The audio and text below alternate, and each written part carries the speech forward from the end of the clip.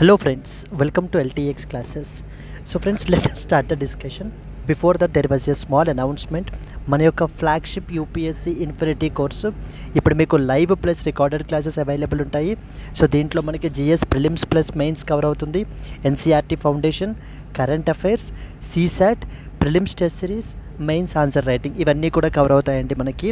So దీని యొక్క fee మనం ఛార్జ్ చేసేటువంటిది 60,000 రూపీస్. సో దీన్ని మీరు ఈఎంఐ 5,000 పర్ మంత్గా కూడా మీరు పే చేసుకోవచ్చు. ఇది మీకు లైఫ్ టైం వ్యాలిడిటీ తోటి వస్తుంది.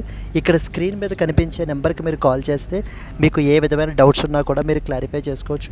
అండ్ అలాగే మన యొక్క యాప్ ఎల్టీఎక్స్ క్లాసెస్ని సో మీరు డౌన్లోడ్ కూడా చేసుకోండి.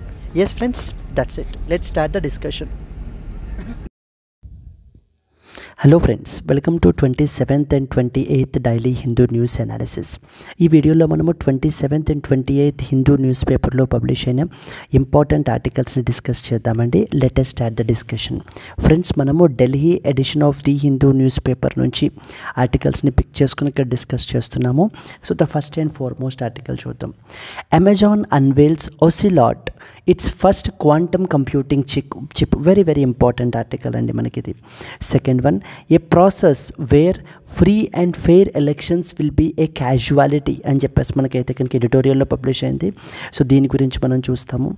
India's olive ridley turtle numbers improved but climate skews the sex ratio. So some important details గురించి related to olive ridley turtles గురించి మనం ఇక్కడైతే కనుక డిస్కస్ చేస్తాం. India scouting for critical mineral assets in the 4 countries. Critical minerals గురించి కాబిల్ అని చెప్పేసి ఒక ఆర్గనైజేషన్ ఉంది, దాని గురించి మనం ఇక్కడ మాట్లాడటం జరుగుతుంది.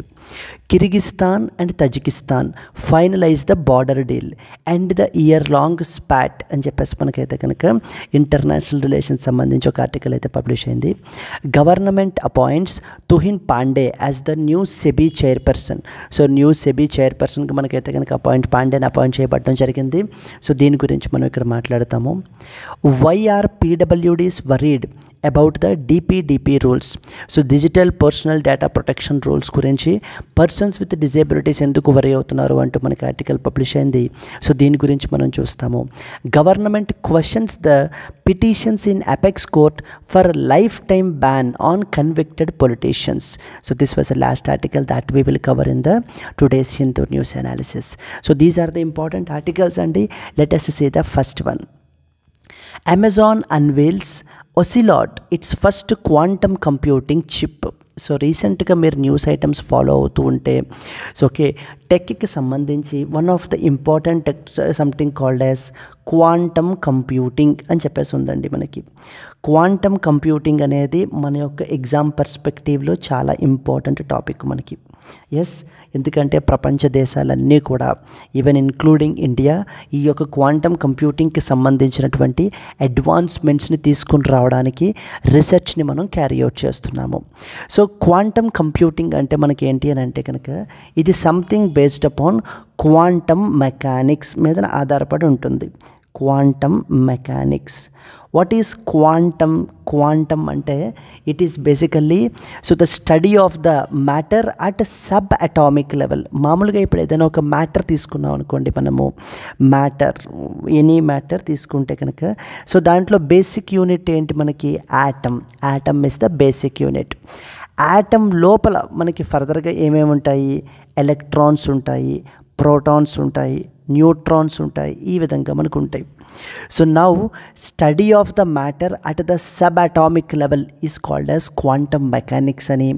నౌ దానికి సంబంధించి ఆధారంగానే మనం తీసుకొస్తున్నదే క్వాంటమ్ కంప్యూటింగ్ అని చెప్పేసి. బికాస్ క్వాంటమ్ కంప్యూటింగ్కి చాలా హ్యూజ్ అప్లికేషన్స్ ఉన్నాయండి. మన నార్మల్ కంప్యూటర్స్, క్లాసికల్ కంప్యూటర్స్ ఏదైనా ఇలా ఒక కాంప్లెక్స్ యాక్టివిటీస్ని క్యాలిక్యులేషన్స్ పెర్ఫామ్ చేయాలంటే కనుక హండ్రెడ్స్ ఆఫ్ ఇయర్స్ టైం తీసుకుంటాయి. బట్ కానీ ఈ యొక్క క్వాంటమ్ కంప్యూటర్స్ అనేటువంటివి మనకి ఏంటంటే విత్ ఇన్ సెకండ్స్లో మనకి ఏంటి అంటే కాంప్లెక్స్ యాక్టివిటీస్ని మనకి క్యారీ అవుట్ చేయొచ్చు. సో అలాగనే మనకి ఆర్టిఫిషియల్ ఇంటెలిజెన్స్ని ఇంకా ఫర్దర్గా యాక్సలరేట్ చేయడం గురించి, డ్రగ్ డిజైనింగ్కి సంబంధించి, క్వాంటమ్ కమ్యూనికేషన్ ఇది ఒక అనదర్ ఇంపార్టెంట్ ఫీల్డ్ మనకి.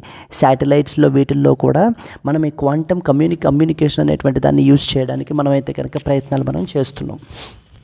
ఎస్, దానికి సంబంధించిన కంపెనీలు తీసుకుంటే మనకి మల్టిపుల్ కంపెనీస్ ఒక రేస్లో లాగా మనకి చేస్తున్నారు. ఎగ్జాంపుల్ మనం తీసుకుంటే కనుక ఇప్పుడు రీసెంట్గా మనకి అమెజాన్ వెబ్ సర్వీసెస్ అని ఉంటుంది. అమెజాన్ వాళ్ళు వాళ్ళ యొక్క ఇంపార్టెంట్ క్వాంటమ్ చిప్ని మనకి తీసుకుని వచ్చారండి. What was the name of that quantum chip? Ocelot is the name of the quantum chip. Couple of days back మనకి మైక్రోసాఫ్ట్ వాళ్ళు కూడా మనకి తీసుకుని రావడం జరిగింది. So that is called as Majorana 1 అని చెప్పేసి వాళ్ళు తీసుకుని వచ్చారు. అంతకంటే ముందు గూగుల్ వాళ్ళు తీసుకుని వచ్చారు. That is known as willow, WILLO willow. మీరు స్టేట్ లెవెల్ ఎగ్జామ్స్ కానీ లేకపోతే SSC CGL ఇలాంటి ఎగ్జామ్స్ రాసేటప్పుడు అక్కడ అడుగుతూ ఉంటారు, విల్లో ఎవరు డెవలప్ చేశారు, మెజోరానా ఎవరు డెవలప్ చేశారు, ఒసిలాట్ ఎవరు డెవలప్ చేశారు. ఇవన్నీ కూడా మనకి ఏంటంటే కనుక క్వాంటమ్ చిప్స్ అనమాట మనకి. సో దీస్ క్వాంటమ్ చిప్స్ వీళ్ళు చెప్తున్నది ఏంటి అని అంటే కనుక క్వాంటమ్ కంప్యూటర్స్ని డిజైన్ చేయడం అనేది not a joke. It is very very difficult to develop these quantum computers అండి. బికాజ్ ఎందుకంటే ఈ క్వాంటమ్ కంప్యూటర్స్ చాలా సెన్సిటివ్గా ఉంటాయి. ఎన్విరాన్మెంట్ని, ఆ చుట్టుపక్కల ఉండేటువంటి ఎన్విరాన్మెంట్ని కంప్లీట్లీ మనం ఏంటంటే ఐసోలేట్ చేసి మనం పెట్టాలి ఈ యొక్క క్వాంటమ్ కంప్యూటర్స్ అనేటువంటి వాటిని. లేకపోతే ఏమైతుందంటే మనకి ఎర్రర్స్ అనేటువంటివి వచ్చేస్తూ ఉంటాయి. So what is the basic unit? ఇప్పుడు మనకు క్లాసికల్ కంప్యూటర్స్ తీసుకున్నాం అనుకోండి, క్లాసికల్ కంప్యూటర్స్లో మనకి ఏంటి బేసిక్ యూనిట్? క్లాసికల్ కంప్యూటర్స్లో మనకి బేసిక్ యూనిట్ వచ్చేసి బిట్ అంటాం మనం. బేసిక్ యూనిట్ వచ్చేసి either it can be 0 or it can be 1. But కానీ క్వాంటమ్ కంప్యూటర్స్లో మనకి బేసిక్ యూనిట్ వచ్చేసి it is called as qubit అంటారు. It is called qubit, QUBIT qubit. Yes qubit అని చెప్పేసి మనకు పిలవడం జరుగుతుంది. ఇదే క్వశ్చన్ మన యూపీఎస్సీలో కూడా అడిగారండి. The term qubit is often seen recently in the news is associated with అని చెప్పేసి మనకైతే కనుక అడిగారు. సిమిలర్లీ మనకి ఇక్కడ మనకి కంపెనీ నేము అండ్ వాళ్ళు డెవలప్ చేస్తున్నటువంటి క్వాంటమ్ చిప్ గురించి కూడా మనకి అడిగే అవకాశాలు అయితే కనుక ఉన్నాయి. అమెజాన్ అయితే కనుక ఒసిలాట్ అని చెప్పి తీసుకుని వచ్చారు. మైక్రోసాఫ్ట్ అయితే మెజోరానా. దెన్ నెక్స్ట్ వచ్చేసి గూగుల్ అయితే కనుక మనకి విల్లో. ఎస్. అండ్ క్వాంటమ్ కంప్యూటింగ్కి సంబంధించి 2 ఇంపార్టెంట్ ప్రిన్సిపల్స్ గురించి మీకు తెలియాలి. ఫస్ట్ వన్ వచ్చేసి సూపర్ పొజిషన్ అంటారు. First principle quantum superposition. Second one వచ్చేసి క్వాంటమ్ ఎంటాంగిల్మెంట్ అంటారు. Quantum entanglement. So first one is quantum superposition, second one is quantum entanglement. ఈ 2 ప్రిన్సిపల్స్ గురించి కూడా మీకు అయితే కనుక తెలియాలి. And at the same time మన కంట్రీలో ఈ యొక్క క్వాంటమ్ కంప్యూటింగ్ని మనకి ఏంటంటే రీసెర్చ్ని ఫర్దర్గా ప్రమోట్ చేయడం గురించి నేషనల్ క్వాంటమ్ కంప్యూటింగ్ మిషన్ అని చెప్పేసి కూడా మనకి తీసుకుని వచ్చారండి. నేషనల్ క్వాంటమ్ కంప్యూటింగ్ మిషన్ అని చెప్పేసి కూడా మనకి. Yes, let us read some important points అండి. Amazon unveils Ocelot its first quantum computing chip. So మనకి అమెజాన్ వెబ్ సర్వీసెస్ అని చెప్పేసి ఉంది, AWS అని చెప్పేసి. ఈ Amazon web services like for example Amazon వాళ్ళది మనకి ఏంటంటే కనుక ఈ cloud platform Amazon web services అని పిలుస్తారు మనకి, Amazon web services. Similarly Microsoft వాళ్ళది మనకి ఏంటంటే కనుక మైక్రోసాఫ్ట్ వాళ్ళది అజూర్ అని పిలుస్తారండి. It is there cloud platform ఇది. And then we have the Google వాళ్ళది we have something called as GCP అని పిలుస్తారు. అంటే గూగుల్ క్లౌడ్ ప్లాట్ఫామ్ అని అర్థం. Google cloud platform. ఈ క్లౌడ్ ప్లాట్ఫామ్స్ ఇవన్నీ కూడా మనకి ఏం చేస్తాయి, మనకి ఈ క్లౌడ్ ప్లాట్ఫామ్స్ అన్నీ కూడా మనకి ఏం చేస్తాయి అని అంటే కనుక మనం క్యారీ అవుట్ చేయడానికి యాక్టివిటీస్, ఫర్ ఎగ్జాంపుల్ కావాల్సినటువంటి కంప్యూట్ కెపాసిటీని ఇవి ప్రొవైడ్ చేస్తాయి. మనకి కావాల్సినటువంటి కంప్యూట్ కెపాసిటీ, లేకపోతే మనకు కావాల్సినటువంటి స్టోరేజ్ కెపాసిటీ, ఏదైనా మనం ఒక అప్లికేషన్ రన్ చేయాలి అని అంటే ఒక సర్వర్లో డిప్లాయ్ చేయాలి. సో దానికి కూడా ఆ సర్వర్స్ని కూడా వీళ్ళైతే కనుక ప్రొవైడ్ చేయబడడం జరుగుతుందండి. So that is how these cloud platforms will work. Pay as you go మోడల్లో, అంటే మనం ఎంత యూస్ చేసుకుంటామో అంత మనం ఏంటి అని అంటే కనుక పే అయితే కనుక చేస్తే సరిపోతుంది. క్లియర్? సో దీనికి సంబంధించి let us see the important points. Amazon Web Services has recently unveiled Ocelot. What is Ocelot? It is the quantum computing chip andi, which is designed to reduce the quantum error correction costs and enhance the quantum computing development. Quantum computing ni లేకపోతే quantum కంప్యూటర్స్ని develop చేయడం అనేది easy task కాదు. So ఇప్పుడు ప్రస్తుతానికి మనకి తోపు ఎవరు, మనకి సూపర్ కంప్యూటర్స్ అని మనం పిలుస్తూ ఉంటాం. సూపర్ కంప్యూటర్స్ కంటే బాబు మనకి క్వాంటమ్ కంప్యూటర్స్ అనేటువంటివి. ఎందుకంటే సూపర్ కంప్యూటర్స్ కంటే కూడా చాలా అడ్వాన్స్డ్గా మనకైతే కనుక ఉంటాయి. బట్ వీటిల్లో ప్రాబ్లం ఏంటి, మనకి error prone, they are morely unstable and as well as errors అనేటువంటి విపరీతంగా వస్తుంటాయి. ఎందుకంటే స్లైట్ డిస్టర్బెన్స్ ఉన్నా కూడా చాలు ఆ యొక్క క్యూబిట్స్ వాటి యొక్క స్టేట్స్ని మార్చేసుకుంటూ మనకైతే కనుక ఉంటూ ఉంటాయండి. దాని మూలాన మనకి ఏంటంటే కనుక అవుట్పుట్లో మనకి ఎర్రర్స్ అనేవి వస్తాయి.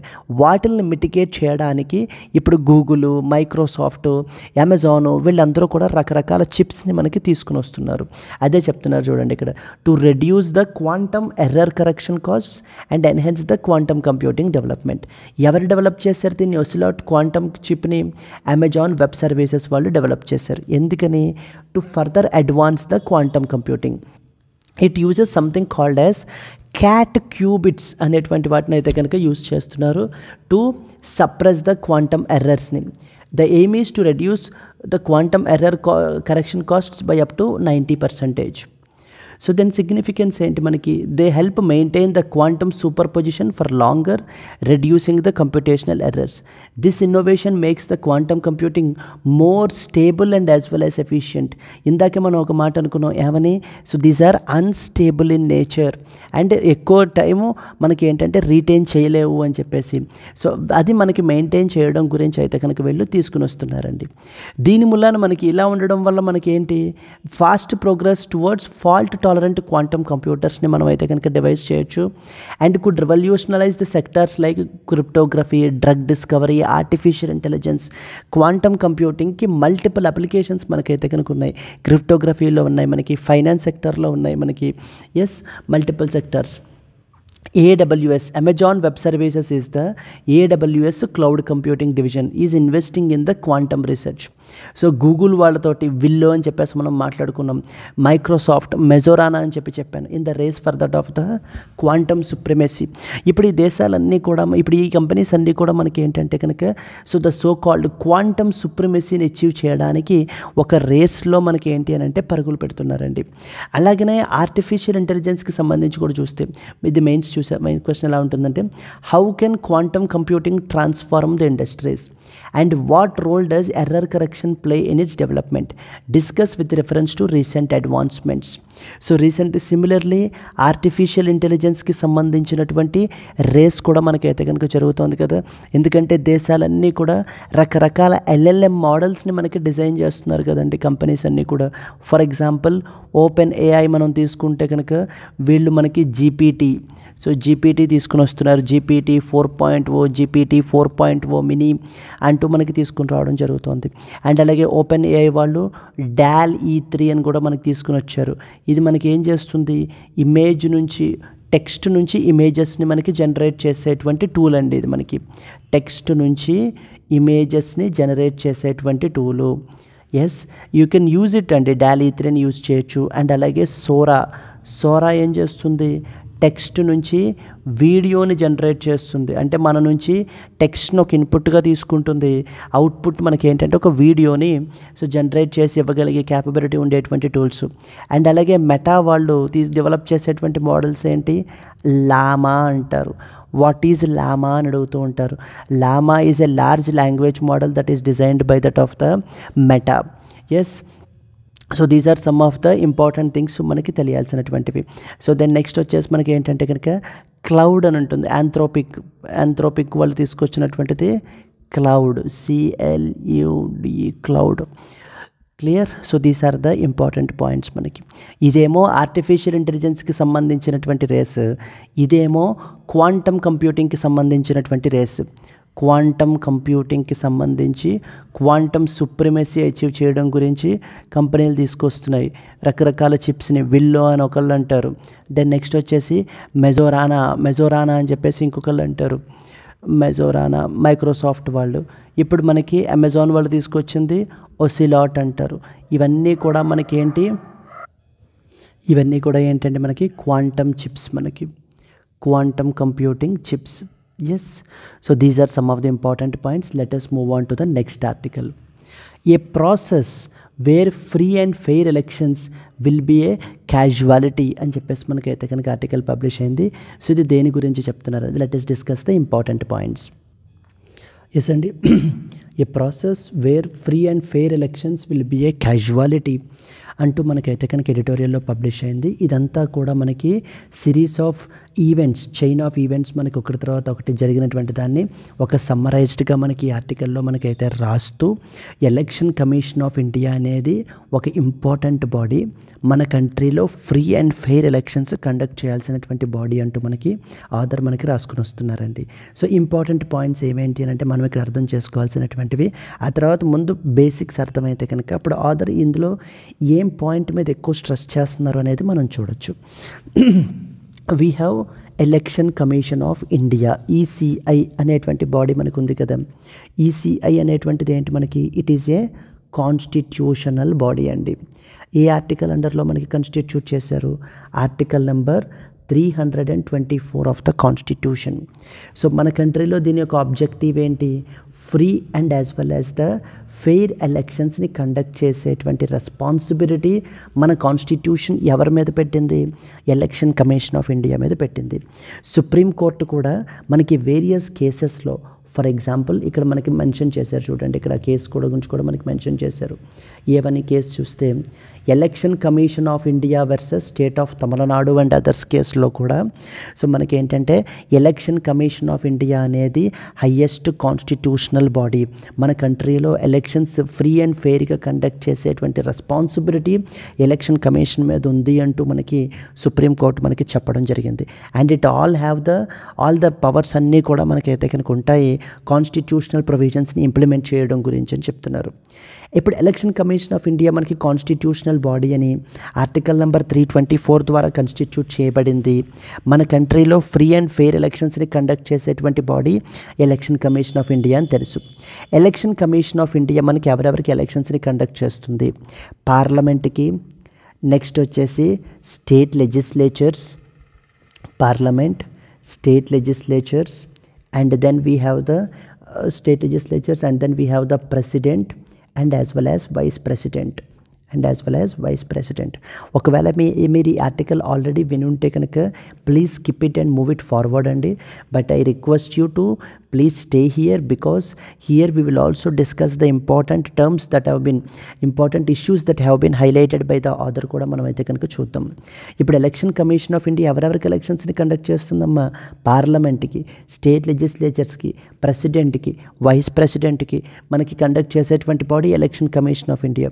అలాగే ఎలక్టోరల్ రోల్స్ని తయారు చేస్తుంది మనకి ఈసీఐ అనేటువంటి బాడీ. ఇప్పుడు ఈసీఐ అనేటువంటి బాడీ మనం తీసుకుంటే is it a single member body or a multi member body అండి? ఇంతకు ముందు single member body, but as of now మనకి ఏంటంటే కనుక it is a multi member body. మనకి multi member commission, election commission of India is a multi member commission where we have the 3 members ఉంటారనమాట. 1 CEC chief election commissioner and as well as the 2 ECs 2 election commissioners ఉంటారు. 1 CEC and as well as the 2 election commissioners ఉండేటువంటి body ఈ యొక్క election commission of India. ఇప్పుడు ఈ గొడవంతా దేని గురించి, ఇప్పుడు గొడవంతా కూడా మనకి ఏంటంటే కనుక అపాయింట్మెంట్ గురించి గొడవ.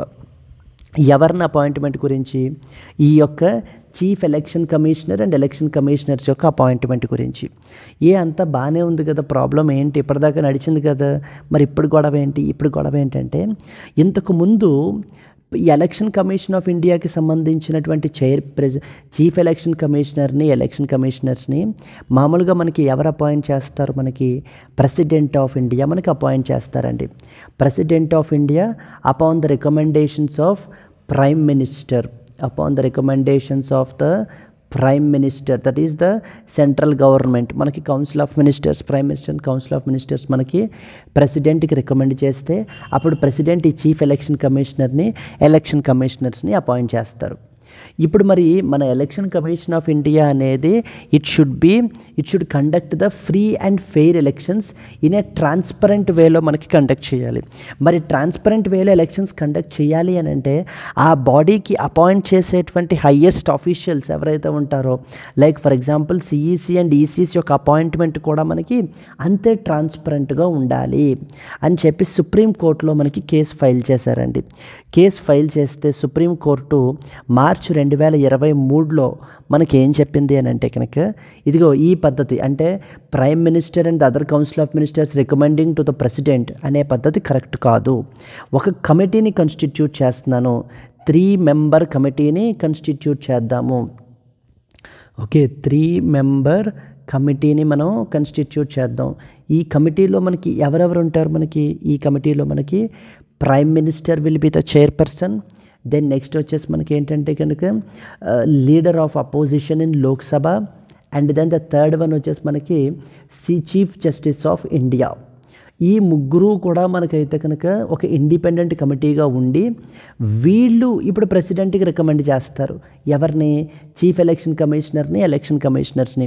అప్పుడు మనకి ఏంటంటే కనుక వాళ్ళని అపాయింట్ చేయబడడం జరుగుతుంది అని ఈ యొక్క మార్చి 2023లో అనూప్ బరన్వాల్ కేసులో మనకి సుప్రీంకోర్టు ఈ విధంగా మనకి చెప్పడం జరిగిందండి. బట్ కానీ ఇదంతా ఎప్పటి వరకు? ఇది పర్మనెంట్ మెజరా? ఇది కాదు, టెంపరరీ మెజరే. అంటే పార్లమెంటు దీనికి సంబంధించి ఒక లా చేసేంత వరకు కూడా మనకి ఈ యొక్క ఇది నడుస్తుంది మనకి. దెన్ డిసెంబర్ 2023లో పార్లమెంటు ఒక లా చేసింది. ఆ లా పేరేంటి? Chief election commissioner and as well as election commissioners. So terms and conditions of service అంటూ మనకి ఒక లాని మనకి తీసుకొచ్చారు. ఆ లాలో కూడా 3 మెంబర్ కమిటీని వీళ్ళు కన్స్టిట్యూట్ చేశారు. ఆ 3 మెంబర్ కమిటీ కన్స్టిట్యూట్ చేస్తే దాంట్లో మనకి ఎవరెవరు ఉన్నారని చెప్పారు? ఫస్ట్ది ప్రైమ్ మినిస్టర్, సెకండ్ది లీడర్ ఆఫ్ అపోజిషన్, అండ్ థర్డ్ది వచ్చేసి చీఫ్ జస్టిస్ ఆఫ్ ఇండియాని తీసేసి union cabinet minister nominated by prime minister అని పెట్టారు. Nominated by chairperson, nothing but nominated by chairman. So that is prime minister, leader of opposition, union cabinet minister nominated by that of the chairperson will be the committee యొక్క members అని చెప్పి మనకి December 2023లో ఒక లాని తీసుకుని వచ్చారు. అంటే chief justice of ఇండియాని replace చేస్తూ ఎవరితో రీప్లేస్ చేశారండి? Union cabinet minister nominated by the chairperson తోటి రీప్లేస్ చేశారు.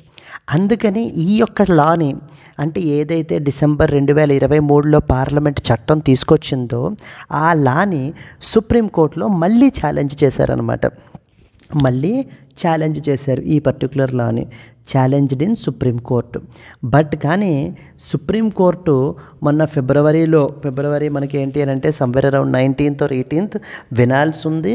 బట్ కానీ మనకేంటంటే వినకుండా దాన్ని మనకి ఏం చేశారు? పోస్ట్ పోన్ చేసేసారు. ఎప్పటికీ? సమ్వేర్ అరౌండ్ మార్చ్ 19th మనకి దీన్ని పోస్ట్ పోన్ చేయబడడం అయితే కనుక జరిగింది. Yes, this is what is the idea. ఇప్పుడు ఈ కాంటెక్స్ట్లో ఆథర్ మాట్లాడుతూ ఏం చెప్తున్నారంటే ఎలక్షన్ కమిషన్ ఆఫ్ ఇండియా అనేది కాన్స్టిట్యూషనల్ బాడీ. ఇప్పుడు ఈ కమిటీ చూసినట్లయితే కనుక ఏ కమిటీ?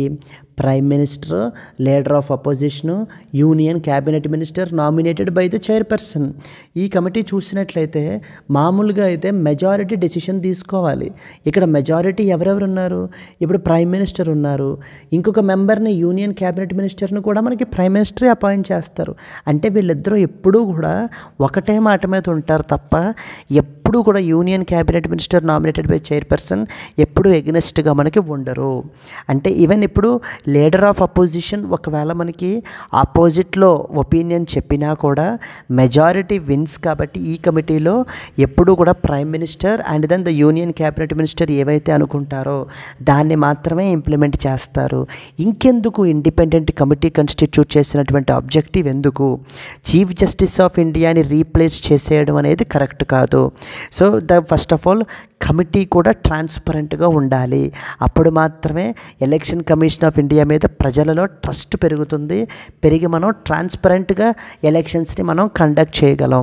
ఎందుకంటే ప్రపంచంలోనే అత్యధిక మనము ఈ యొక్క డెమోక్రటిక్ ఎక్సర్సైజ్ని మనం క్యారీ అవుట్ చేస్తున్నాం. మరి అలాంటప్పుడు ఈ యొక్క union cabinet minister nominated by chairperson అనేది కరెక్ట్ కాదు. ఈ యొక్క విషయం మీదన సుప్రీంకోర్టు ఈ చాలా సీరియస్గా దీన్ని కన్సిడర్ చేయాలి.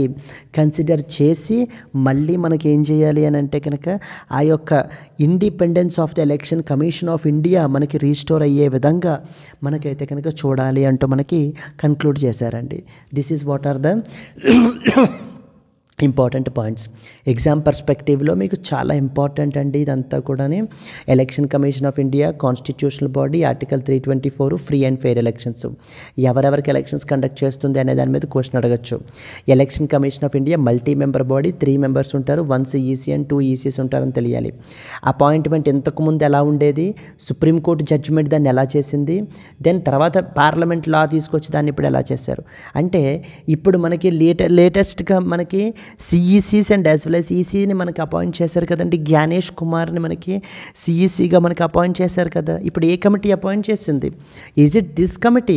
No, it is this committee. ఎవరెవరు మనకి, మన యొక్క honourable prime minister Narendra Modi, next వచ్చేసి రాహుల్ గాంధీ, దెన్ నెక్స్ట్ వచ్చేసి మనకి ఏంటంటే కనుక union cabinet minister that is nominated by అంటే అమిత్ షా. వీళ్ళ ముగ్గురు కలిపి మనకి ఏం చేశారంటే రికమెండ్ అయితే చేశారండి. క్లియర్? ఇక్కడ ఆథర్ యొక్క వ్యూ పాయింట్ అర్థమైంది కదా.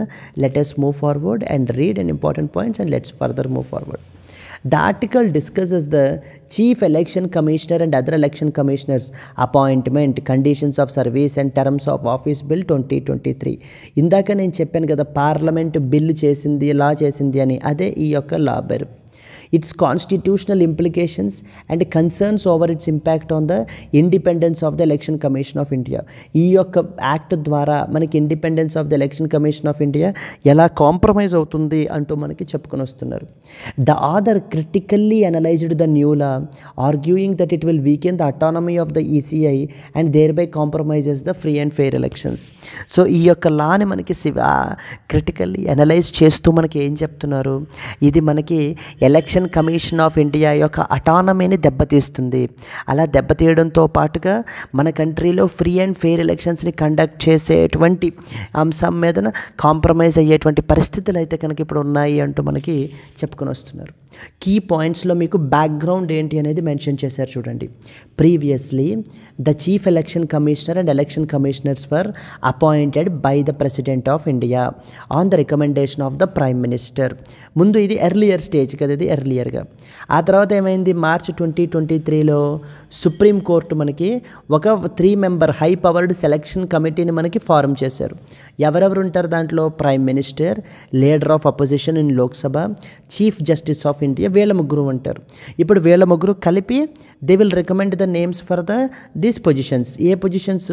CEC and as well as the EC positions, chief election commissioners and election commissioners. Now the new లా మనకి ఏం చేసింది, it replaced the CJI with a cabinet minister nominated by the prime minister, effectively giving the government majority control over the appointments. So the సిజేఐని మనకి replace చేస్తూ మనకి ఏం చేశారు అని అంటే కనుక యూనియన్ క్యాబినెట్ మినిస్టర్ని మనకైతే కనుక నామినేట్ చేశారండి.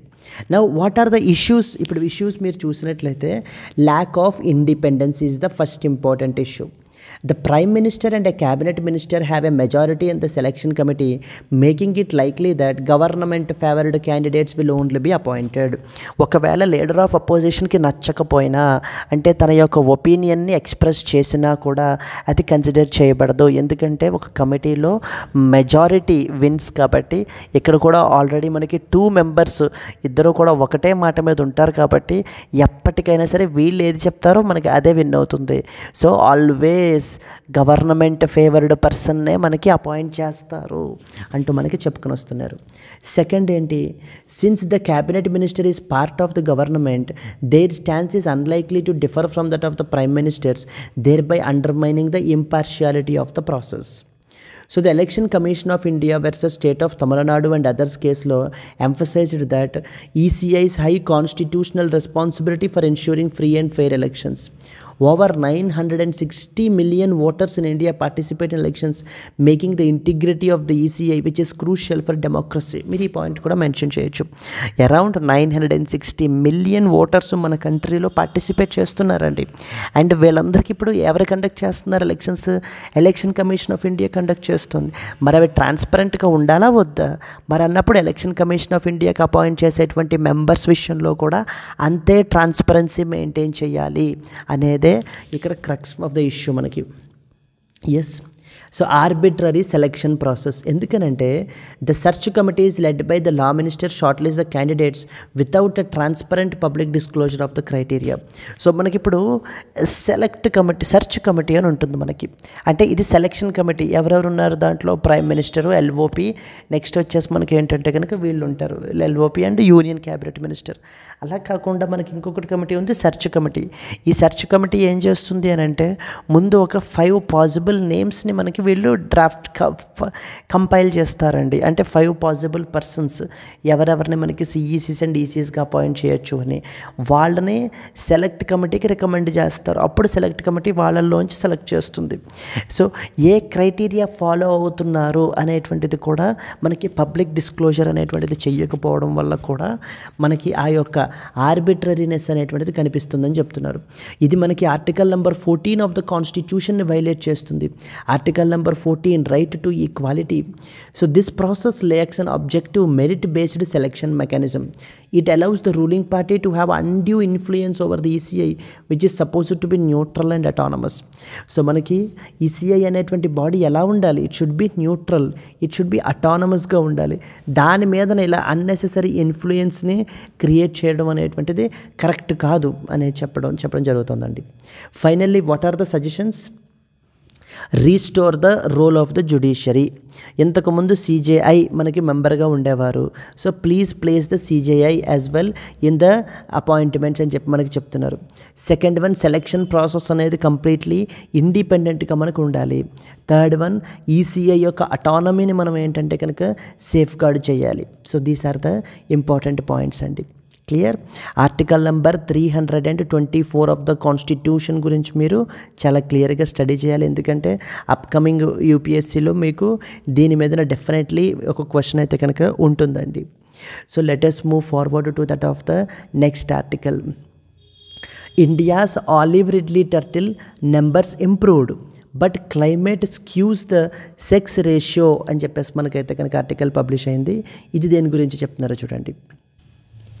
ఎస్ అండి, one of the important species మనకి ఏంటంటే కనుక ఆలివ్ రిడ్లీ టర్టిల్స్ అంటారు మనకి. సో చాలా రకరకాల డిఫరెంట్ టైప్స్ ఆఫ్ టర్టిల్స్ ఉంటాయి. Like we have the leatherback turtle అని, లేకపోతే గ్రీన్ టర్టిల్, హంప్, నెక్స్ట్ వచ్చేసి మనకి olive ridley turtle. So these are the loggerhead turtle అని చెప్పి రకరకాల టర్టిల్స్ మనకైతే కనుక ఉంటాయి. ఇప్పుడు రీసెంట్గా ఒక ఇంపార్టెంట్ అసెస్మెంట్ని క్యారీ అవుట్ చేశారండి. వేటికి సంబంధించి? ఈ యొక్క ఆలివ్ రిడ్లీ టర్టిల్స్కి సంబంధించి. వీళ్ళు ఐడెంటిఫై చేసిన ఫైండింగ్ ఏంటంటే, ఫస్ట్ ఇంపార్టెంట్ ఫైండింగ్ ఏంటి? వీటి యొక్క నెంబర్స్ అనేటువంటివి ఇంప్రూవ్ అవుతున్నాయి. So there population is improving, that is steadily growing అయితే కనుక అవుతుంది అని చెప్తున్నారు. బట్ కన్సర్న్ ఏంటి అని అంటే కనుక స్క్యూడ్ పాపులేషన్ అయిపోతుంది. ఎందుకంటే majority of them or female population అయితే కనుక మనకు ఉంటున్నారు. ఇది లాంగ్ టర్మ్లో సివియర్ ఇంపాక్ట్ని అయితే కనుక మనకి కాజ్ చేయొచ్చు అంటూ ఆలివ్ రిడ్లీ టర్టిల్స్ గురించి మనకి ఈ యొక్క స్టడీలో మెన్షన్ చేశారు.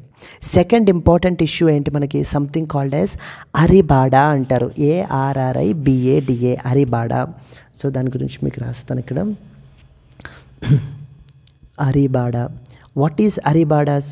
అరిబాడాస్ are nothing but mass nesting అని అర్థం. Mass nesting.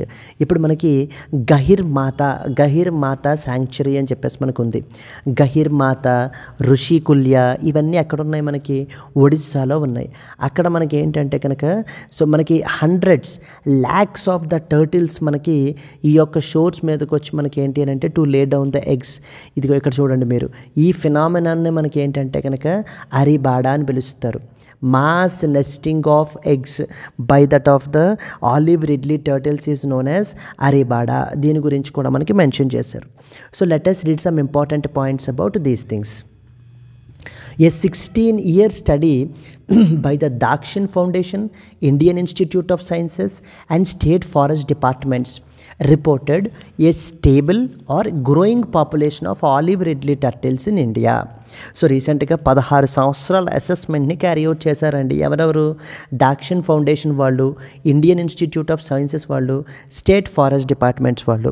వీళ్ళు సర్వే చేసి స్టడీ చేసి ఏం ఫైండ్ చేశారు అని అంటే కనుక ఆలివ్ రిడ్లీ టర్టిల్ యొక్క పాపులేషన్ స్టేబుల్గానే ఉంది. In fact it is steadily growing, పెరుగుతోంది అంటూ ఒక పాజిటివ్ ఆస్పెక్ట్ని మనకైతే మెన్షన్ చేశారు. కానీ ప్రాబ్లం ఏంటి? Due to the rising sand temperatures, due to that of the climate change, they are increasing the female hatchlings. Female population అనేటువంటిది పెరుగుతోంది. Impacting the long term population viability మీదన ఇంపాక్ట్ అయితే కనుక సివియర్గా పడచ్చు అంటూ మనకి ఈ యొక్క ఫైండింగ్ని వీళ్ళు ఎక్స్ప్రెస్ చేయడం అయితే జరిగింది. So this is one of the representational image of the olive ridley turtle అండి. సో పాపులేషన్ ట్రెండ్స్ గురించి మనం మాట్లాడుకున్నాం కదా, ఏ విధంగా క్లైమేట్ చేంజ్ ఇంపాక్ట్ ఉంది అనేటువంటిది మనం చెప్పాము. So since sea turtles are long lived, late maturing and migratory, long term data collection is crucial. 16 సంవత్సరాల పాటు మనకి ఏంటంటే కనుక ఈ అసెస్మెంట్ని క్యారీ అవుట్ చేశారు. 16 year అసెస్మెంట్ని మనకి క్యారీ అవుట్ చేశారండి. దెన్ కమ్స్ ప్రిలిమ్స్లో మనకు అడుగుతారు, ఇది సంథింగ్ కాల్డ్ మాస్ నెస్టింగ్ అంటారు. వాట్ ఈజ్ అరిబాడా అని అడుగుతూ ఉంటారండి. సో ఇది మనకి ఏంటంటే it is a striking natural event where thousands of olive ridley turtles come ashore simultaneously to lay down the eggs. So ఎగ్స్ని లే చేయడానికి సైమిల్టేనియస్గా thousands of lakhs of turtles ఒకేసారి మనకి ఏమొస్తాయి అని అంటే కనుక ఈ షోర్ మీదకి వస్తాయి. సో ఓకేనా, షోర్ మీదకి వస్తాయి. ఎగ్జాంపుల్ మనం ఇలాంటి ఈవెంట్స్ని మనం ఎక్కడ చూడొచ్చు? Rushikulya recently witnessed one of its largest arribadas with around 4 lakh to 5 lakh turtles nesting with in the days. So but కానీ కొన్ని చోట్ల మనకి ఏంటంటే ఈ అరిబాడాస్ అనేటువంటివి అవ్వలేదు. ఆ యొక్క న్యాచురల్ ఈవెంట్ అంటే టర్టిల్స్ అక్కడ ఉన్నా కూడా so they did not come to shore, so off shore for carrying for laying down the eggs అని చెప్పేసి మనకి చెప్పడం జరుగుతుంది. Now you are expected to know about olive ridley turtles గురించి మనకు తెలియాలండి. ఫస్ట్ ఇంపార్టెంట్ ఏంటంటే different types of sea turtles మనకు ఉంటాయి. లెదర్ బ్యాక్ టర్టిల్ అని, నెక్స్ట్ వచ్చేసి మనకి ఏంటంటే కనుక గ్రీన్ టర్టిల్స్ అని, we have different types of turtles. అన్ని టర్టిల్స్లో కల్లా ఆలివ్ రిడ్లీ టర్టిల్స్ మనకి smallest and they are most abundant sea turtles మనకి. They are named after their olive colored carapace. They are best known for their mass nesting known as aribada. What is aribada? Consider the following statements about olive ridley turtles. ఇలాంటి statements మనకైతే కనుక ఇస్తూ ఉంటారు.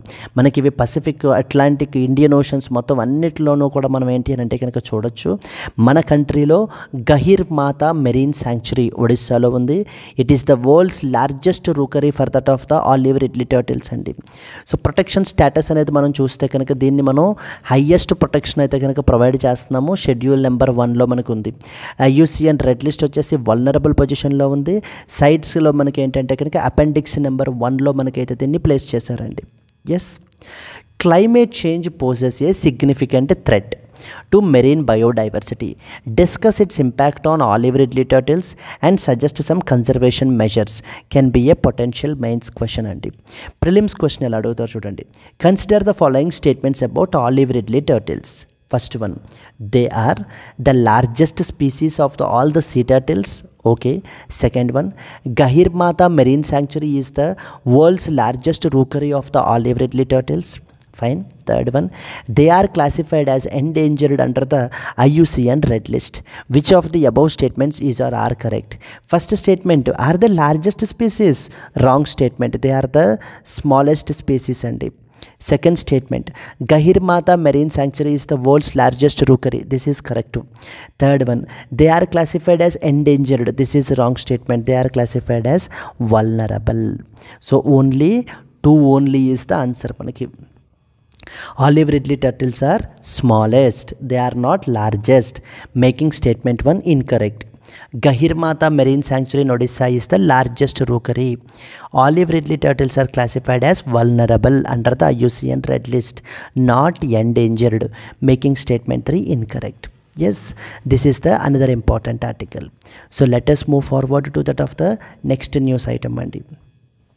India scouting for the critical mineral assets in 4 countries అని చెప్పేసి మనకైతే కనుక publish చేశారు. సో మనకి ఏంటి అని అంటే కనుక క్రిటికల్ మినరల్ యొక్క అసెట్స్ని మనం సంపాదించడం గురించి ఇతర దేశాల్లో, ఎందుకంటే మన కంట్రీలో ఈ యొక్క క్రిటికల్ మినరల్స్ యొక్క రిజర్వ్స్ అనేటువంటివి చాలా తక్కువగా ఉన్నాయి. ఒకవేళ దొరికినా కూడా ఫర్ ఎగ్జాంపుల్ జమ్మూ అండ్ కాశ్మీర్లోను ఇక్కడ మనం ఐడెంటిఫై చేసినా కూడా వాటిని మనం ఎక్స్ప్లోరేషన్ క్యారీ అవుట్ చేయాలి, ఎక్స్ట్రాక్ట్ చేయాలి అని అంటే కనుక చాలా సిగ్నిఫికెంట్ ఇన్వెస్ట్మెంట్స్ అనేటువంటివి కావాలి. అందుకని మన దేశంలో one of the important organisation ఉంది మనకి, సంథింగ్ కాల్డ్ యాజ్ కాబిల్ అనేది ఏంటి మనకి ఖనిజ్ బిదేశ్ ఇండియా లిమిటెడ్ అని చెప్పేసి ఉందండి. ఖనిజ్ బిదేశ్ ఇండియా లిమిటెడ్ అని చెప్పేసి మనకి ఆర్గనైజేషన్ ఉంది. వీళ్ళు మనకి ఏంటి అని అంటే కనుక ఇతర దేశాలతోటి ఫర్ ఎగ్జాంపుల్ ఆస్ట్రేలియా తోటి, నెక్స్ట్ వచ్చేసి South American countries like Argentina, Bolivia, Chile, ఈ దేశాలతోటి మనకైతే కనుక వర్క్ చేస్తున్నారండి. ఇప్పుడు మనము మైనింగ్ అండ్ ఎక్స్ప్లోరేషన్ యాక్టివిటీస్ ఫర్దర్గా మనం ఇది చేయడం గురించి ఎవరెవరితోటి మనం ఇది చేస్తున్నాము, Congo, Zambia, Tanzania and as well as Australia. There are also other countries like Democratic Republic of Congo, Tanzania and few other countries where through our missions we are working on trying to get the critical mineral assets for exploration and as well as the mining. Yes, what is the issue is all about. ఇప్పుడు మీరు చూసినట్లయితే critical minerals అంటారు. Critical minerals అనేటువంటివి మనం తీసుకుంటే కనుక these minerals are very significant, very important for our country. అంటే మన కంట్రీలో not only for our country developmental యాక్టివిటీస్ని క్యారీ అవుట్ చేయడం గురించి, డెవలప్మెంటల్ యాక్టివిటీస్ని క్యారీ అవుట్ చేయాలి అంటే, లేదా మనము ఫాజిల్ ఫ్యూయల్స్ నుంచి క్లీన్ ఎనర్జీకి మనం ట్రాన్సిషన్ అవ్వాలి అని అనుకుంటున్నాం కదా, క్లీన్ ఎనర్జీకి ట్రాన్సిషన్ అవ్వాలి అనుకుంటున్నాం. దానికి మనం ప్రపోజ్ చేసింది ఏంటి, one of the idea is electric vehicles. అంటే petrol and as well as diesel వెహికల్స్ని మనం కంప్లీట్గా వదిలేసి అబాండన్ చేసేసి స్లోలీ మనం ఎటువైపుకి వెళ్ళిపోవాలనుకుంటున్నాము, ఎలక్ట్రిక్ వెహికల్స్ వైపుకి వెళ్ళిపోవాలనుకుంటున్నాం. బట్ ఎలక్ట్రిక్ వెహికల్స్కి వెళ్ళిపోవాలి అని అంటే మనకు కావాల్సినటువంటిది కొన్ని క్రిటికల్ మినరల్స్ ఉన్నాయన్నమాట. వన్ సచ్ క్రిటికల్ మినరల్ వచ్చేసి మనకి లిథియం. బట్ ఇలాంటి క్రిటికల్ మినరల్స్ యొక్క రిజర్వ్స్ మన దగ్గర ఉన్నాయా, లేవు. మనం ఎవరి మీద ఆధారపడుతున్నాము, చైనా మీద ఆధారపడుతున్నాం. అరౌండ్ ఎంత percent, 60 to 70% of the India's critical mineral needs అన్నీ కూడా మనకి ఎవరు చూస్తున్నారు, చైనా సప్లై చేస్తుందండి. But is it good in the long term? China మీద ఈ విధంగా ఆధారపడడం అనేది కరెక్టా కాదా, మనకి కంప్లీట్లీ రాంగ్. అందుకని మనం ఇప్పుడు ఏం చేయాలి, మన యొక్క సప్లైని డైవర్సిఫై చేసుకోవాలి. అంటే ఇతర దేశాల నుంచి మనం రిలయబుల్ సప్లై, మనకి ఎవరు కావాలి, ఇప్పుడు మనకి రిలయబుల్ పార్ట్నర్స్ కావాలి, మనకి అంటే నమ్మకస్తులు కావాలి. అంతే తప్ప చైనా మీద ఆధారం చేయలేము. ఎందుకంటే చైనా మన యొక్క ఆధారపడడం డిపెండెన్సీని చూసుకుని అడ్వాంటేజ్గా తీసుకుని ఏం చేస్తారు అని అంటే కనుక రేపన్న రోజున ఏదైనా కాన్ఫ్లిక్ట్ చైనాతో వచ్చినప్పుడు మనకి ఈ యొక్క క్రిటికల్ మినరల్స్ సప్లై అంతటినీ కూడా కట్ ఆఫ్ చేసేస్తారు. అంటే దాని మీద చైనా రిస్ట్రిక్షన్స్ ఇంపోజ్ చేసేస్తుంది. ఇంపోజ్ చేయడం వల్ల ఏమైపోతుంది, మన యొక్క డెవలప్మెంటల్ యాక్టివిటీస్ అన్నీ కూడా ఆగిపోతాయి. ఈవెన్ చైనా మీద మనొక్కళ్ళమే కాదండి, United states of America, European union, వీళ్ళందరూ కూడా మనకి ఏంటంటే చైనా మీదనే ఆధారపడ్డారు. ఎందుకంటే ప్రపంచంలోనే క్రిటికల్ మినరల్స్కి వచ్చేసరికి చైనా ఈజ్ ద లీడర్. ఎందుకని ఎంత లీడర్గా మారిపోయింది, చాలా సిగ్నిఫికెంట్ ఇన్వెస్ట్మెంట్స్ చేశారండి. చైనా ఏమీ ఓవర్ నైట్లో అయిపోలేదు. చాలా సిగ్నిఫికెంట్ ఇన్వెస్ట్మెంట్స్ చాలా అగ్రెసివ్గా చేసి వాళ్ళ కంట్రీలో ఈ యొక్క క్రిటికల్ మినరల్స్కి సంబంధించినటువంటి రిజర్వ్స్ని అండ్ అలాగే క్రిటికల్ మినరల్స్ సంబంధించినటువంటి ప్రాసెసింగ్ క్యాపబిలిటీస్ని వీళ్ళు స్ట్రెంగ్తన్ చేసుకుని ఈ రోజున మనకి లీడర్గా మనం ఎస్టాబ్లిష్ చేయబడ్డారు. మరెందుకు ఇండియా అంతలా చేయలేకపోయింది? ఇండియాకి ఇప్పుడు మనకి సిగ్నిఫికెంట్ ఇన్వెస్ట్మెంట్స్ మనం ఎక్కడ పెట్టగలం? మనం ఇప్పుడు ప్రైవేట్ సెక్టర్ పెట్టాలి. ప్రైవేట్ సెక్టర్ కూడా ఎలా చూస్తున్నారు, దీన్ని చాలా రిస్కీ బిజినెస్ మనకి చూస్తున్నారు. ఎందుకంటే ప్రాఫిట్స్ ఏమీ కూడా ఇమీడియట్గా ఇన్స్టెంట్గా రావు మనకి. So it is very very risky అనేటువంటి ఉద్దేశంతో ప్రైవేట్ సెక్టర్ కూడా మన కంట్రీలో అంత ముందుకు రావట్లేదు అనమాట, ఇంట్రెస్ట్ చూపించట్లేదు ఈ క్రిటికల్ మినరల్స్కి సంబంధించినటువంటి ఎక్స్ట్రాక్షన్ టెక్నాలజీస్కి సంబంధించి వీటికి సంబంధించి ఏంటి అని అంటే కనుక ఇన్వెస్ట్మెంట్స్ పెట్టుబడులు పెట్టడానికి. బట్ చైనా అలా కాదు కదా, on the other side so blank చెక్లు పెట్టి తిరుగుతూ ఉంటుంది. ఆ రకంగా వాళ్ళ కంట్రీలోనే వీళ్ళు సిగ్నిఫికెంట్ ఇన్వెస్ట్మెంట్స్ని ఇన్వెస్ట్ చేసి ఈ రోజున ప్రపంచానికే క్రిటికల్ మినరల్స్ని సప్లై చేస్తున్న దేశం చైనా. అందుకని మనం ఏం చేస్తున్నాము, కాబిల్ అని చెప్పేసి ఒక ఆర్గనైజేషన్ ఎస్టాబ్లిష్ చేసాం. వీళ్ళు ఏం చేస్తారు, ఇతర దేశాలతోటి మనకి పార్ట్నర్ అయ్యి టైఅప్ పెట్టుకుని ఆ ఇతర దేశాల్లో ఎక్కడెక్కడైనా రిజర్వ్స్ ఉంటే కనుక అవి మనం ఏంటంటే ఆ అసెట్స్ని మనం ఎక్వైర్ చేసుకోవడము, అక్కడ మనం ఎక్స్ప్లోరేషన్ క్యారీ అవుట్ చేయడము, ఈ విధంగా మనం ఏం చేస్తున్నాం, ఇదంతా ఎందుకు చేయడం, అంతటికి డైవర్సిఫై చేయడం గురించి. సో చైనా మీద ఆధారాన్ని తగ్గించేసుకుని ఇతర దేశాలతోటి మనం రిలయబుల్ కంట్రీస్ తోటి పార్ట్నర్ పెట్టుకోవాలి అని చెప్పేసి ఇవన్నీ మనం యాక్టివిటీస్ చేస్తున్నామండి. Yes, let us read some important points associated with this.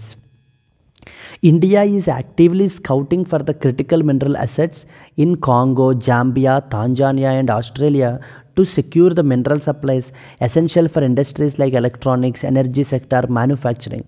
The government is also working with the Kabil, Khanij Bidesh India Limited and foreign partners to explore and mine these minerals. ఇప్పుడు మనకి critical minerals అనేవి చాలా important మనకి. Okay, అందుకని చెప్పేసి మనం ఏంటి రకరకాల ఇనిషియేటివ్స్ తీసుకుంటున్నాం. ఫర్ ఎగ్జాంపుల్ 30 క్రిటికల్ మినరల్స్ని మనం ఏంటంటే కనుక డిక్లేర్ చేసాం రీసెంట్గా, 30 క్రిటికల్ మినరల్స్ అని చెప్పేసి. సో విచ్ ఇస్ ఫర్ ఆక్షన్కి పెట్టడానికి. అండ్ అలాగనే మనం ఇంకేం చేసాము, మినరల్ సెక్యూరిటీ పార్ట్నర్షిప్ అనేటువంటి ఆర్గనైజేషన్లో మనం మెంబర్ అయ్యాం. యూఎస్ఏ లెడ్ గ్రూపింగ్ ఇది మనకి. Yes, so then now coming back again, India's critical mineral strategy తీసుకుంటే democratic republic of Congo, Zambia, Tanzania, Australia ఈ దేశాలతోటి మనకి పార్ట్నర్షిప్ పెంచుకుంటున్నాం. ఎందుకని, to secure critical minerals like lithium and cobalt that is required for the India's industrial and energy needs. మన యొక్క నీడ్స్ని fulfil చేసుకోవడానికి మనకి రిలయబుల్ సప్లై అనేది కావాలి మనకి, అందుకని చెప్పేసి మనం చేస్తున్నామండి. So we are engaging through diplomatic missions to acquire the mineral assets, partnering with the KABIL. So here we are expected to know about what is KABIL గురించి మనకి తెలియాలి. కాబిల్ అంటే అర్థం ఏంటి మనకి, Khanij Bidesh India limited. Consider the following statements about KABIL అని చెప్పేసి కూడా మనకు అడుగుతూ ఉంటారండి. కాబిల్ అనే ఆర్గనైజేషన్ మనకి 2019లో మనం అయితే కనుక ఎస్టాబ్లిష్ చేసాం. It is a joint venture అండి. It's a joint venture between 3 important organizations. For example NALCO, national aluminium company limited, Hindustan copper limited, mineral exploration and consultancy limited. వీళ్ళ ముగ్గురు కూడా కలిపి మనకి కాబిల్ అనేటువంటి సంస్థని మనకి ఆర్గనైజేషన్ ఎస్టాబ్లిష్ చేశారు. ఏం చేస్తుంది Kaabil, secures supply of critical minerals for India's domestic requirements. మన యొక్క డొమెస్టిక్ రిక్వైర్మెంట్స్ గురించి ఈ యొక్క క్రిటికల్ మినరల్ సప్లై మనకి ఇంకెక్కడెక్కడ దొరుకుతుంది, రిలయబుల్ పార్ట్నర్స్ మనకి ఎవరెవరు ఉంటారు అనేటువంటిది చూస్తూ ఉంటుంది ఎప్పటికప్పుడు. Exploring and acquiring the mineral assets in the foreign countries. ఇతర దేశాల్లో ఉండేటువంటి మినరల్ అసెట్స్ని మనం ఏంటంటే కనుక ఎక్వైర్ చేసుకుంటాం. For example Argentina, south American countries తోటి మనం టైఅప్ అవుతున్నామండి. So it will support the make in India policy by ensuring the mineral security. Similarly, they will carry out exploration, acquisition and processing of critical minerals, securing the battery minerals like for example lithium, cobalt, వీటిని మనకి ఏంటంటే which is important for EVs and renewable energy storage, and building the partnerships with Australia, Africa and South America for mineral explorations. India's growing focus on securing the critical minerals abroad is essential for economic and strategic security.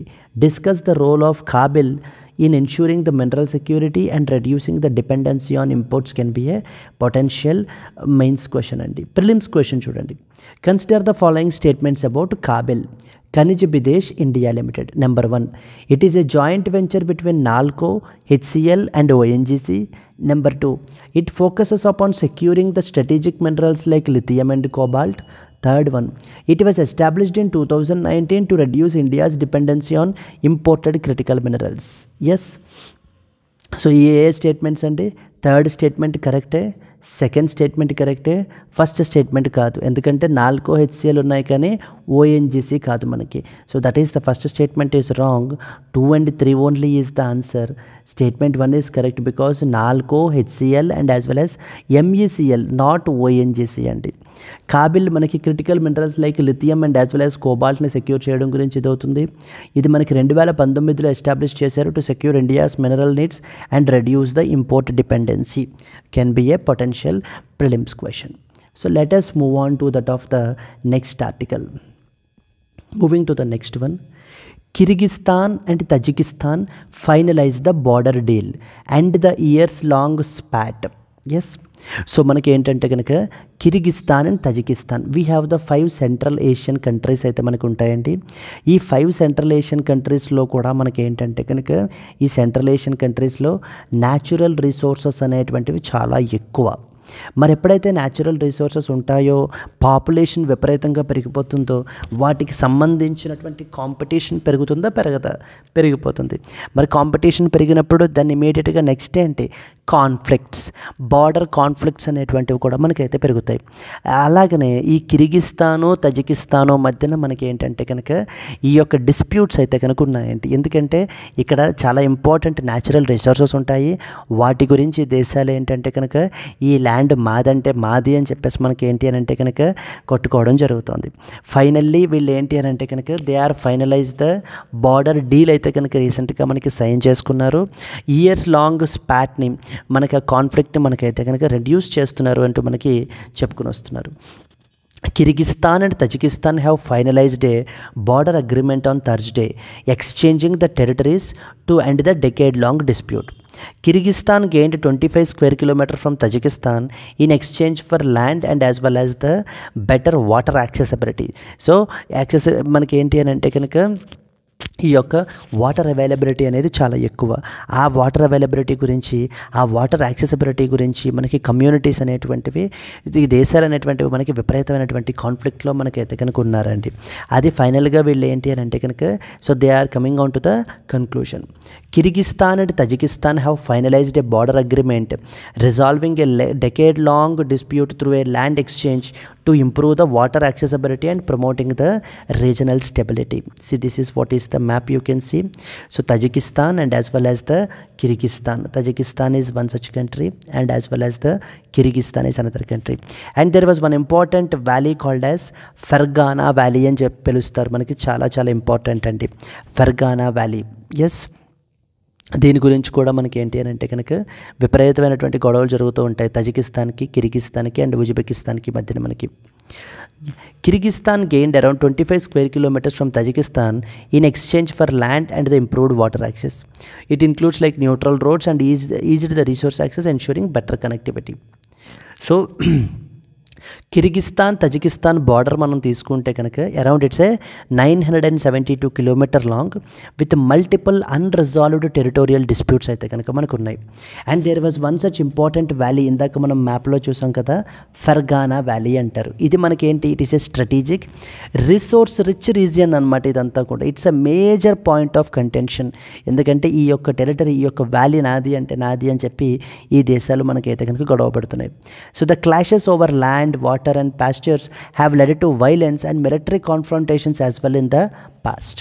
ఇప్పుడు చేస్తున్నటువంటి deal ఖచ్చితంగా మనకి శాంతిని మనకైతే promote చేస్తుంది, regional cooperation enhance చేస్తుంది and it will set a diplomatic president. ఇతర దేశాల్లో కూడా ఈ విధంగా పీస్ఫుల్గా మనకి బార్డర్ సెటిల్మెంట్ అనేటువంటి చేసుకోవాలి అనేటువంటి దాన్ని మనకి ఏంటి అంటే కనుక ఒక ఇంపార్టెంట్ ప్రెసిడెంట్గా కూడా మనకైతే కనుక ఉంటుందండి మనకి. క్లియర్? సో దీనికి సంబంధించినటువంటి ఇంపార్టెంట్ పాయింట్స్ మనకి next moving to the next one. Yes అండి, moving to the next one. Government appointed Tuhin Kanta Pandey as the new SEBI chairperson. Yes, important bodies ఉంటాయన్నమాట మనకి. Like for example Reserve Bank of India, Securities and Exchange Board of India, Insurance Regulatory and Development Authority of India, Competition Commission of India. ఇలాంటూ మనకి ఏంటంటే కొన్ని statutory bodies ఉంటాయి. ఇవన్నీ కూడా మనకి ఏంటంటే కనుక statutory bodies.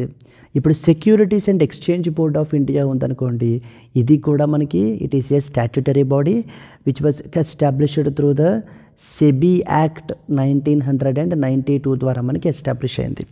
Yes, similarly reserve bank కూడా reserve Bank of India act 1934 ద్వారా మనకైతే కనుక ఎస్టాబ్లిష్ అయింది. కమింగ్ టు దిస్, ఏసీసీ అని ఉంటుందండి, appointments committee of the cabinet. Appointments committee of the cabinet. ఈ appointments committee of the cabinet యొక్క head ఎవరు మనకి? Prime minister is the head. Even this can also be a question. Prime minister is the head మనకి.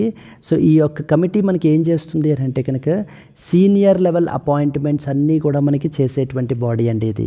Senior level appointments, for example మనకి ఏంటంటే కనుక reserve bank గవర్నర్ని appoint చేయడము, ఇస్రో చైర్పర్సన్ని అపాయింట్ చేయడము, అండ్ అలాగే మనకి నేషనల్ సెక్యూరిటీ అడ్వైజర్, ప్రిన్సిపల్ సెక్రటరీని అపాయింట్ చేయడం, ఇవన్నీ కూడా మనకి appointments committee of the cabinet చూసుకుంటుంది. ఈ యొక్క cabinet committee of the appointments is headed by prime minister. ఇప్పుడు సెబీకి రీసెంట్గా మనకి the finance and revenue secretary Tuhin Kanta పాండేని మనకైతే కనుక అపాయింట్ చేశారండి. సో దీనికి సంబంధించి పాయింట్స్ మనకి ఏం తెలియాలి? The government has appointed the Tuhin Kant Pandey as the new chairperson for the SEBI, Securities and Exchange Board of India, replacing the Madhavi Puri Bach, who completed her tenure recently. ఎవరు appoint చేశారు?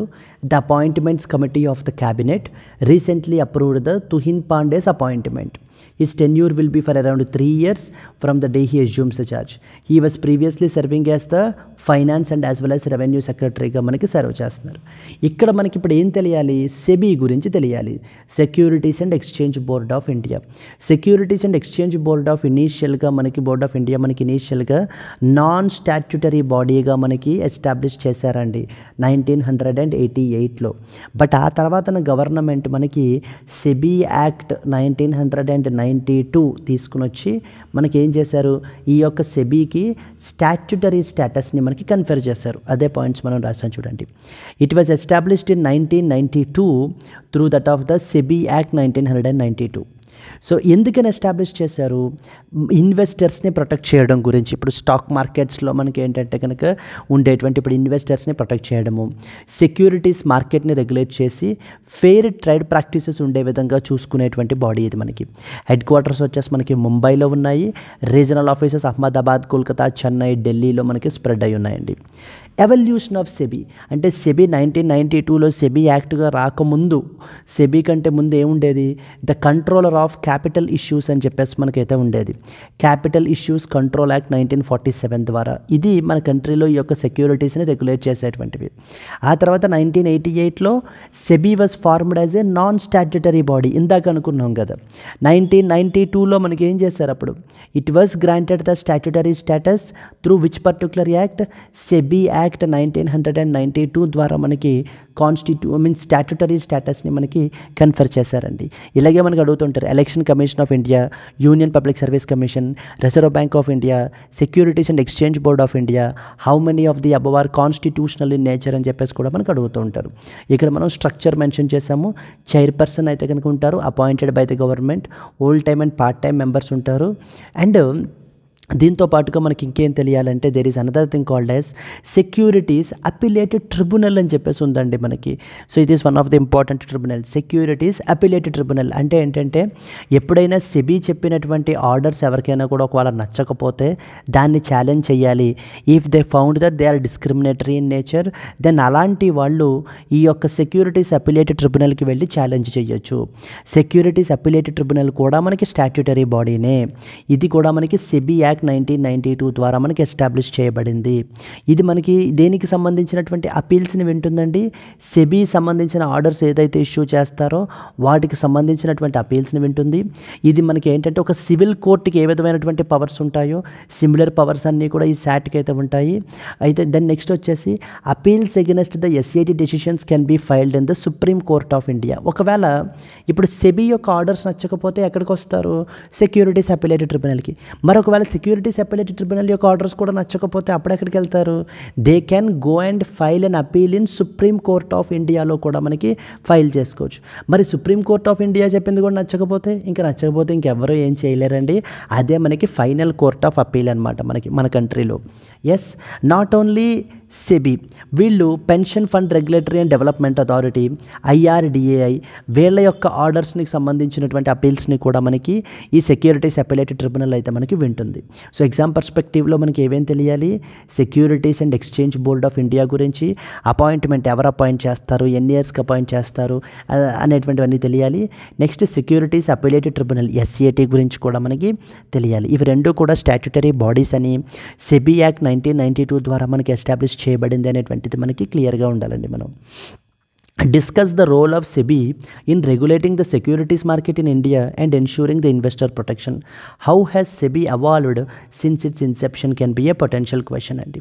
So practice question మనం చూసుకుంటే కనుక consider the following statements about Securities Appellate Tribunal. Number 1, it is a statutory body that is established under the SEBI Act 1992.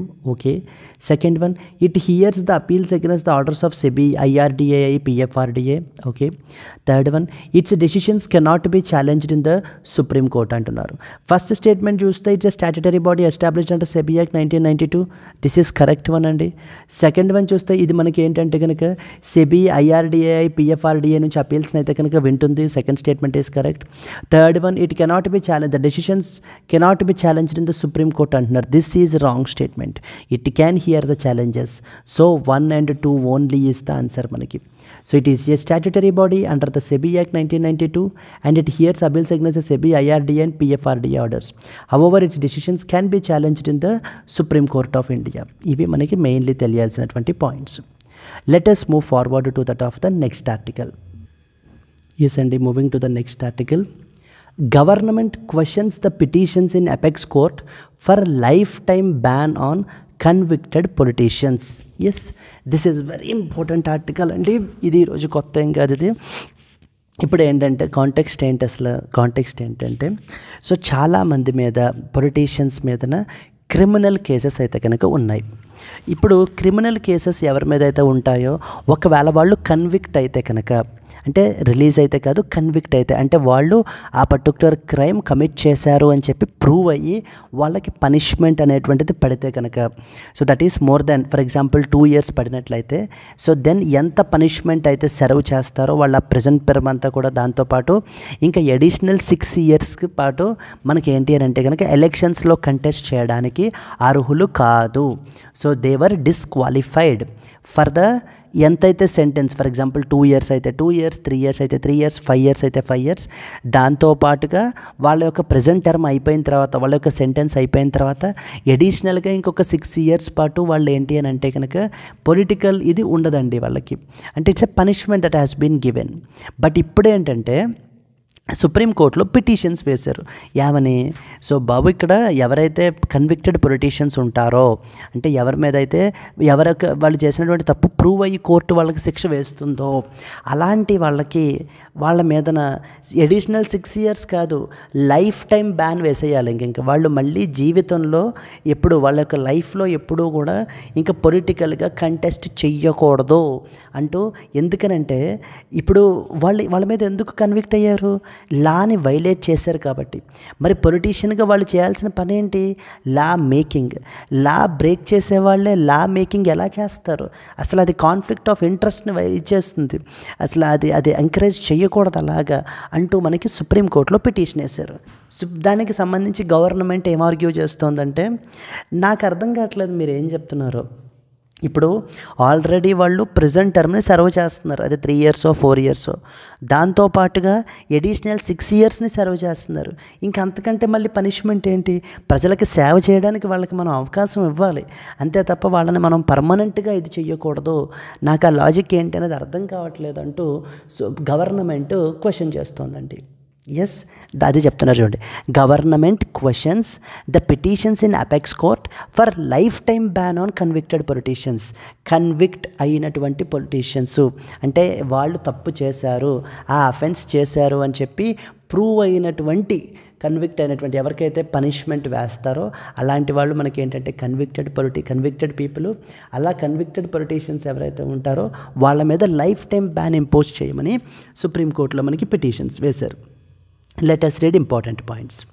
The central government has opposed the pleas in the Supreme Court seeking a lifetime ban on convicted politicians from contesting the elections or holding the legislative positions, arguing that penal punishments are time-bound and should not extend beyond their designated period.